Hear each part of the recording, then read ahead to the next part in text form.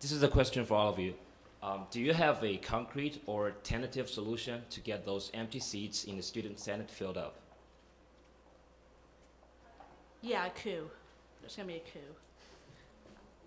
I'm getting at least CFA all filled up with a coup, a write-in coup. Yeah. All right, we'll take the lead. One thing to do is to make sure our active communication policy goes through. And as I said, I believe that the reason we have empty seats, the reason no one contests, is because no one really knows what they're doing. And if they haven't attended, a 2-hour-long Senate meeting, they don't very much care until election times, and we're going to their faces saying you need to care. So actively communicating to the student population what the role of Senate is, what the role of the executive branch does. It's defined in our Constitution, of course, but they don't know the nitty-gritty. They don't know what's being voted on. They don't know what initiatives are being passed, what are being worked on. They can know. It's very transparent if you go to the meetings. Those are open. But for the vast majority of student population, it's inaccessible. There's just no time. So using our active communications program, we'll go out there, make sure that everyone has a clear understanding of what the government is up to, and that will hopefully spur them to say, hey, this is my money we're messing with, this is my school, I need to go and make sure that my school is represented properly. And that will encourage people to contest the Senate seats, to say I have better ideas, or to write themselves in and say I can lead and I'm confident I'm going to be able to do a good job.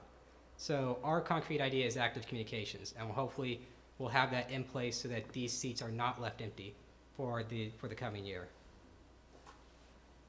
Okay, so one of the things that I've just been doing in the past few weeks is talking to people and actually getting them to become write-in candidates. It's really important that we start the Senate even as elections go on this Saturday, to have people actually run write-in campaigns, actually have them really think about what is it that student government can do for the student body, and do you actually want to be a part of that? There are so many student leaders that know nothing about student government or student senate, or vaguely know anything about it, and they come to Senate for funding, they find out about Senate and they get very interested in it. And those are people that I've talked to. One of the big things that Kate and I want to do also is just during orientation, we really want to take on showing students what student organizations are here.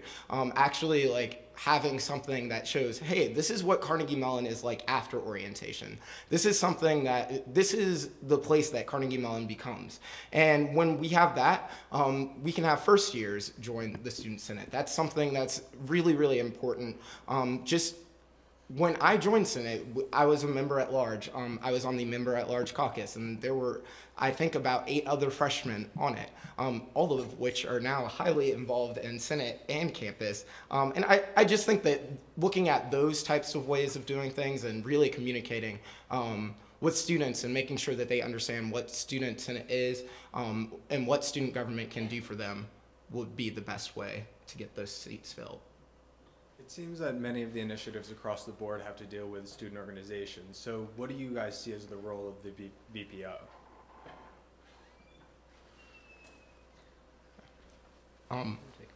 So the VPO is solely supposed to be focused on organizations. One of the big things that we've talked about just in developing the role of the VPO is just making sure that organizations are adequately represented. And I think that it is our role not to do the job of the VPO. So that is not to actually sit there and interact with organizations and make sure that COSO is running well and that type of thing. It's to actually make sure that the VPO is doing those things and that they're able to define their role and they're able to define the role for the future. Organizations are very important to Carnegie Mellon, and we want to make sure that that continues, and we want to make sure that student government as a whole is really focused on organizations. But we think that really supporting the VPO is the real goal of the executive branch, of our part in the executive branch. So it would really be our focus to support them, help them with whatever ideas that they have, and make sure that they're actually doing the job for the organizations. So from my perspective about what the VPO is and what the VPO should do, I think that it's really early to actually give it too much of a definition. I think the VPO is going to have to go through a lot of the experience, see what works, see what doesn't, and then really kind of take that and define it themselves. Now, as for how we will interact with the VPO, along with the VPF, we intend to make sure that we have discussions to make sure everything's going smoothly, to make sure that we can help each other out as much as we can without overstepping our boundaries. So, in essence, the VPO position is really going to be up to whatever the VPO would like to do, and I believe we have a debate tomorrow for the VPO position, so I would encourage you to go to that, but I don't think it's our right for the candidacy of president to really define it outright. I think the VPO should just moderate and mediate what kind of groups can be formed. And yeah, I don't know. I mean, tomorrow we'll probably see more, but I think he should allow any group that wants to be formed really quickly. Like, for instance, a Riot Girl band getting funding as a sorority would be really cool.